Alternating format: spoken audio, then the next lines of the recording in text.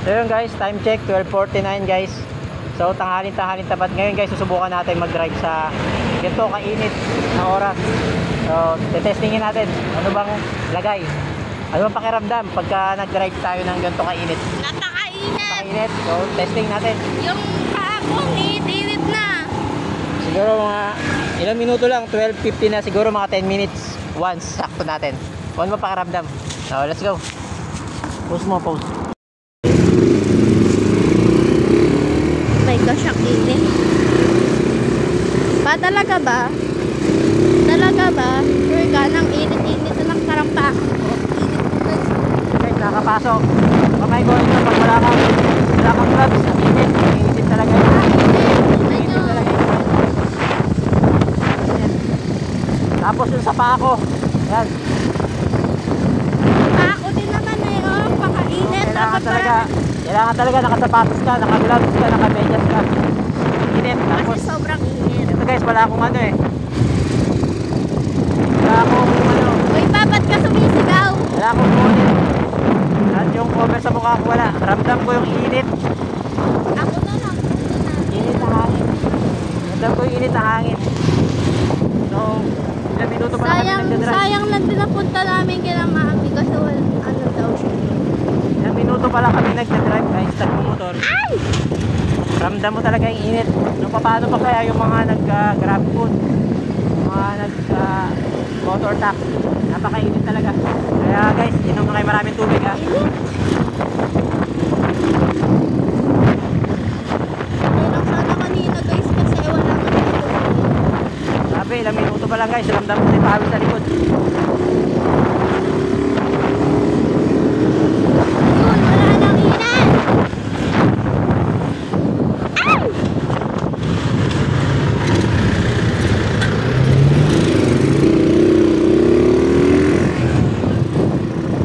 Wala nang masyadong mainit.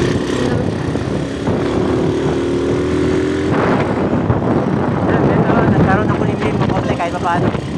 Aking tulong pag nagkulimlim. Sana umulan!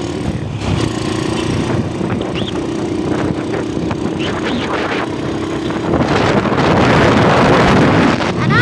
12:52. 12:52 na daw, guys! Napakainit. Ayun na. Andyan ang init! Shoo! Guys, kayo mga nasa nabubiyahe sa kalsada, yung mga naghahanap buhay dyan, dala kayo ng maraming tubig. Ayun! Tapos pag may time kayo magpahinga, pahinga muna kayo. Ang hirap, kakasakit talaga kayo rito, lalo na pag may mga sakit kayo. Pwede din kayong magkasakit sa ulo. Pwede din kasi kayo may matay nang hindi pa kayo naiinom ng tubig na ganito kainit. Ano, ramdam ko yung papasok talaga. Wala akong gloves, kailangan nyo mag-gloves. Biyahe kayo ng ganitong oras. Alam niyo ba guys kung saan ako napapasok? Sa aking paa. Ayan o. Tsaka chinelas lang ako.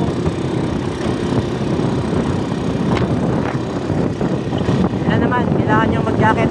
Siguro, huwag na yung jacket, baka makapal. Yung mga ano lang, parang ganito, susunod ko, ganito yung tela. Pero Ay guys, ano, si Papa ang winner. Kasi ako, tingnan mo. Oh, wala ako sa jacket. Iitim ako. Para na ako nag-swimming. maganda siguro kung magsa-sunblock. Kasi ramdam talaga yung init sa mukha. Yung hangin, init ng hangin. Sana naman guys, magsi-swimming na ako, no? Yan o, swimming pool yan nandiyan eh. Hirap kung biyahe sa gantong oras. Kung biyahe ka na gantong oras, medyo aantukin ka eh. Pero kung may nakita ka chicks, hindi ka aantukin. Aray kung aray. Ano ka video?